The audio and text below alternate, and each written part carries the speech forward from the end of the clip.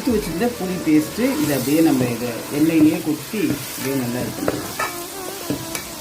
அளவுக்கு உப்பு போட்டுடலாம். நீங்கள் புளி ஊற வைக்கும் போதே உப்பு போட்டுக்குங்க. உப்பு கண்டிப்பாக உங்களுக்கு